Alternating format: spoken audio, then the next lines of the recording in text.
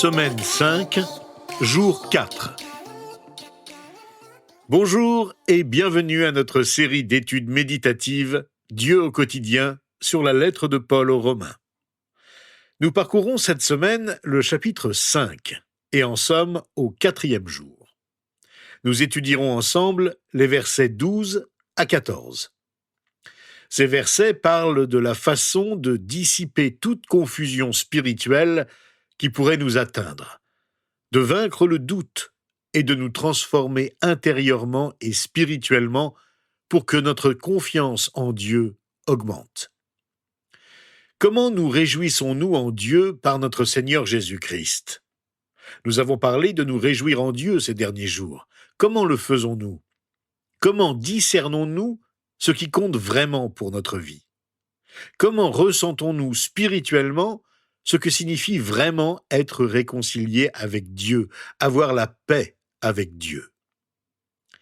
Les versets 12 à 21 du chapitre 5 de la lettre aux Romains ont été comparés à une déclaration minutieusement précise. Ils ont été comparés à une sculpture bien ciselée ou encore à une composition musicale bien construite. En parcourant ces versets, nous allons parler de certaines des vérités les plus profondes sur notre salut. L'une des raisons pour lesquelles de nombreux chrétiens vivent avec un sentiment de doute et d'insécurité à propos de leur propre salut ainsi que du salut de ceux qui les entourent est qu'ils n'ont jamais vraiment pris le temps de considérer ces vérités. Les quelques versets que nous allons examiner aujourd'hui exposent en quelques mots seulement des vérités profondes sur toute l'histoire, la philosophie et l'anthropologie de l'homme. La plupart d'entre nous ne prendraient jamais le temps de considérer ces vérités si elles ne se trouvaient pas dans ce passage que nous étudions aujourd'hui. L'étude quotidienne de la Bible a l'avantage de nous forcer à nous arrêter sur de telles vérités qui transforment nos vies. Elle nous oblige à penser à des choses qui ne nous viendraient pas naturellement à l'esprit, mais lorsque nous découvrons et laissons pénétrer ces vérités au plus profond de nous, dans notre cœur et notre esprit, notre confiance en Dieu se voit renouvelée avec un nouveau sentiment de sécurité. Lisons donc maintenant ce que nous dit Paul au verset 12. C'est pourquoi, de même que par un seul homme, le péché est entré dans le monde, et par le péché la mort, de même la mort a atteint tous les hommes, parce que tous ont péché. Arrêtons-nous un instant sur la fin de ce verset, parce que tous ont péché. Paul parle du premier homme, Adam. Nous pourrions passer rapidement sur ce verset et lire le suivant, mais si vous le faisiez, ce serait agir spirituellement comme si vous marchiez au bord du Grand Canyon sans regarder en bas, ou bien comme si vous vous teniez au pied de la tour Eiffel sans regarder en haut. Ces versets nous rappellent que tous ont péché en Adam. Le temps de ce verbe est au passé. Paul ne dit pas « tous pourraient pécher », mais bien « tous ont péché en Adam ». Ce passage nous ramène à la question importante de savoir d'où vient réellement le péché. Le péché est entré dans le monde par un seul homme, Adam, et le résultat de ce péché a été la mort. La Bible dit que dans un sens spirituel, nous avons tous péché en Adam. Comment cela est-il arrivé ? Quel sens donner à cette affirmation ? Est-ce que nous avons vraiment tous péché en Adam ? Nos péchés sont-ils vraiment liés au premier homme ? Avons-nous tous péché à cause d'Adam ? Ou d'une manière ou d'une autre, avons-nous tous péché avec Adam ? Eh bien, d'une certaine manière, nous étions là spirituellement. Nous avons tous péché en Adam. Nous ne faisons pas que reproduire le péché d'Adam. Dans un sens spirituel, nous avons tous participé au péché d'Adam. Pourquoi donc la mort résulte-t-elle du péché ? Pourquoi tous meurent-ils ? Parce que tous ont péché. Vous pensez peut-être que de savoir si nous copions le péché d'Adam ou si nous faisons nous-mêmes partie du péché d'Adam ne fait aucune différence parce que, pour vous personnellement, vous avez péché et êtes responsable devant Dieu. Mais théologiquement, les implications de cela sont énormes. Et donc Paul prend le temps de nous expliquer pourquoi. Au verset 12 du chapitre 5, il dit « C'est pourquoi, de même que par un seul homme le péché est entré dans le monde, et par le péché, la mort, de même, la mort a atteint tous les hommes parce que tous ont péché. » Et il poursuit au verset 13 et 14. « En effet, avant que la loi ne soit donnée, le péché était déjà dans le monde. Or, le péché n'est pas pris en compte quand il n'y a pas de loi.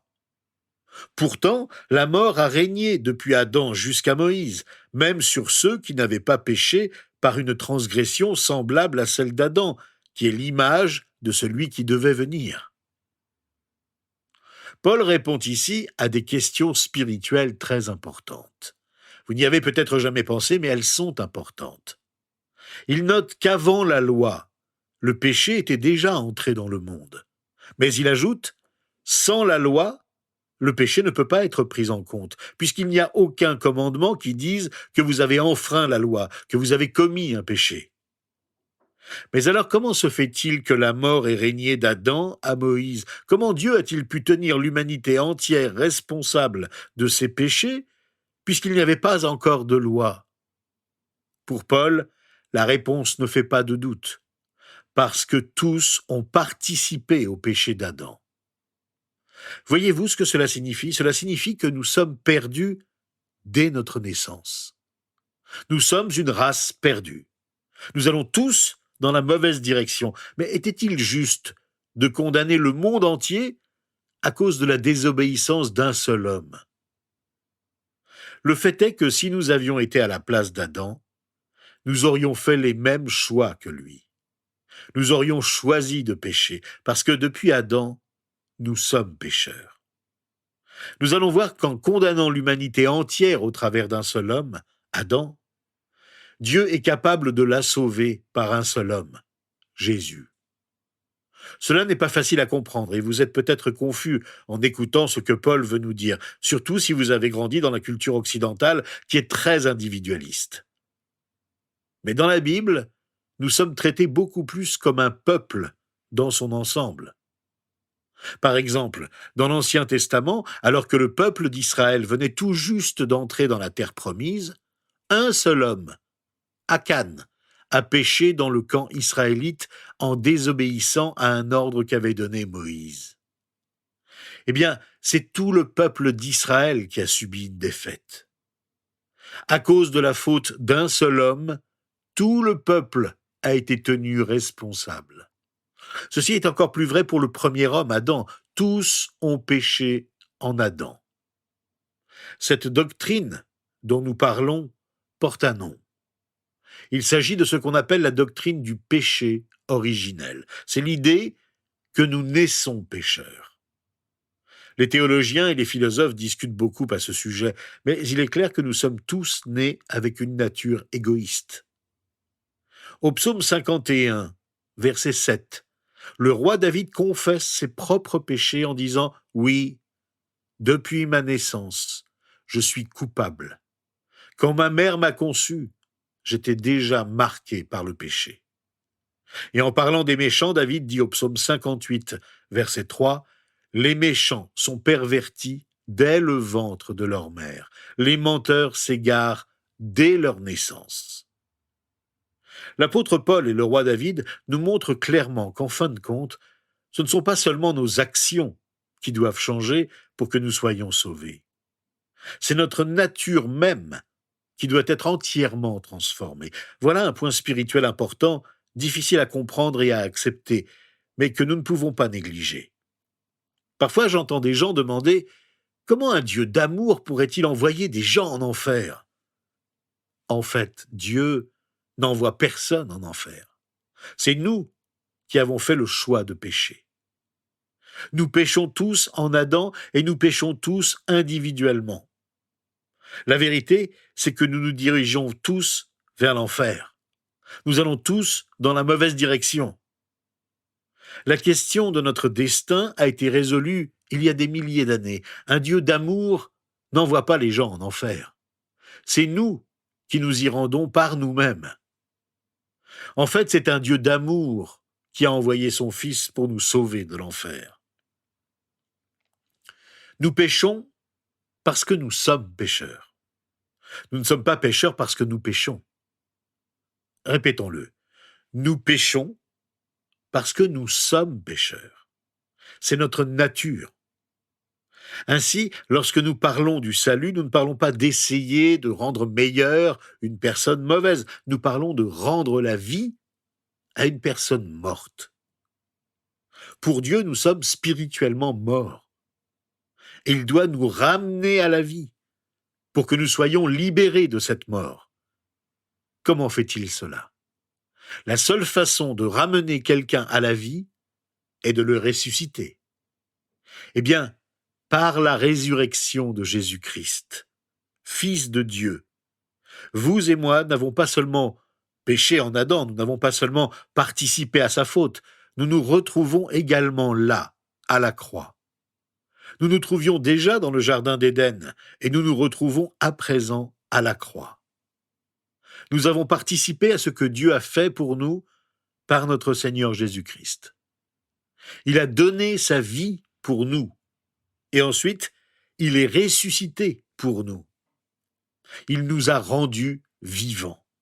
Si vous et moi voulons vraiment comprendre le salut, nous devons bien comprendre qu'il ne s'agit pas simplement d'améliorer notre comportement. Il ne s'agit pas de faire les choses un peu mieux, d'accomplir des œuvres un peu meilleures.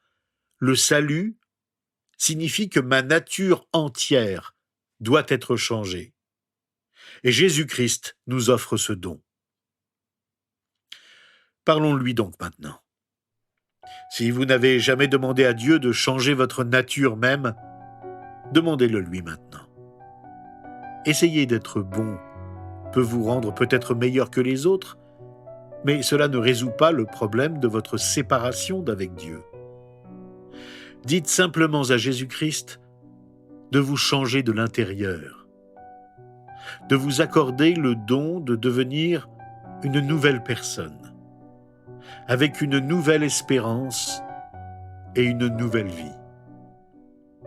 Demandez-lui le don du salut, en avouant que vous ne pouvez pas acheter votre salut avec de bonnes actions, mais que vous voulez vraiment recevoir ce don grâce à ce que Jésus a fait pour vous.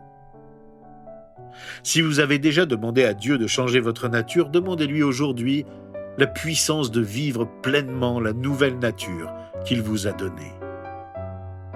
Vous êtes sauvés par grâce. Ne vous épuisez pas à essayer de la vivre par les œuvres, mais demandez sans tarder, « Seigneur, aide-moi à vivre par ta grâce aujourd'hui. Aide-moi à vivre la nouvelle nature que tu m'as donnée. » C'est au nom de Jésus-Christ, mon Sauveur, que je te prie. Amen. Demain, nous allons terminer notre étude du chapitre 5 de la lettre aux Romains en nous concentrant sur les versets 15 à 21.